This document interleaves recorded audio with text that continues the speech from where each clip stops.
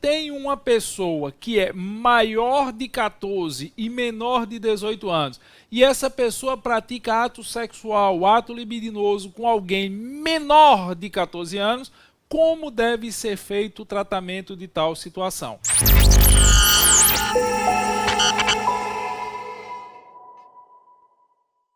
Neste caso, o maior de 14 e menor de 18 responderá por ato infracional equiparado ao estupro do vulnerável. Menores de 18, por óbvio, são penalmente inimputáveis. Menores de 18, nos termos do ECA da Lei 8.069/90, podem incorrer em ato infracional. Então, se X tem 17 anos e Y tem 13, e eles estão praticando o ato sexual, X, que tem 17 anos, responderá por ato infracional equiparado ao estupro de vulnerável.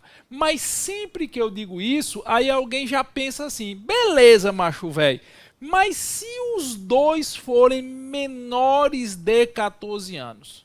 Se você tem X e Y, ambos com 13 anos de idade. Os dois são menores de 14 e estão transando. Você tem lá X e Y com 13 anos que estão praticando um ato sexual. Como é que fica essa situação? Bom, existem duas correntes doutrinárias para analisar essa situação à luz do ECA, não é nem do direito penal, é à luz do Estatuto da Criança e do Adolescente. Eu vou citar ambas e, para não deixar a pergunta sem resposta, eu vou indicar qual eu acho mais adequado para a prova de vocês. Para parte da doutrina, tal situação deve ser entendida como conduta não submetida à tutela do Estatuto da Criança e do Adolescente, nem de nenhuma outra regra.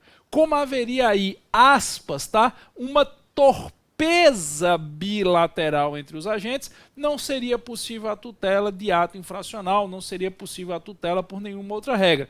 Seria um indiferente, vamos dizer assim, jurídico. Duas pessoas com menos de 14 anos praticando um ato sexual não estariam submetidos à tutela nem do Estatuto da Criança e do Adolescente, estou falando tutela de caracterização de ato infracional. É claro, seria possível encaminhamento ao Conselho Tutelar, seria possível acompanhamento psicopedagógico, eu estou falando de possibilidade ou não de caracterização de ato infracional.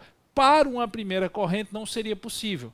Seria um indiferente no sentido de reconhecimento de ato infracional, sendo possível a aplicação de outras medidas, principalmente medidas de caráter pedagógico, previstas na própria lei 8.069/90. Já para uma outra vertente doutrinária, para um outro segmento da doutrina, você teria ato infracional de cada um dos envolvidos. X responderia por ato infracional equiparado ao estupro do vulnerável e Y responderia por ato infracional equiparado ao estupro do vulnerável.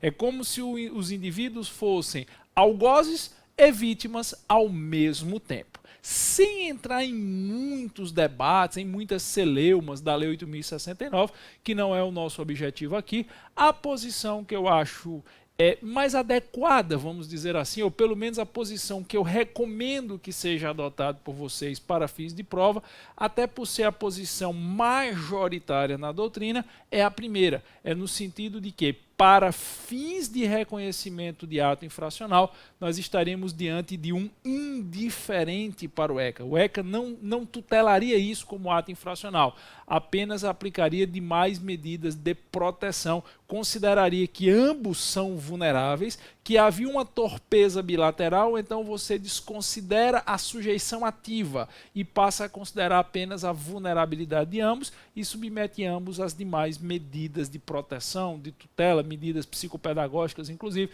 previstas no próprio Estatuto. Beleza?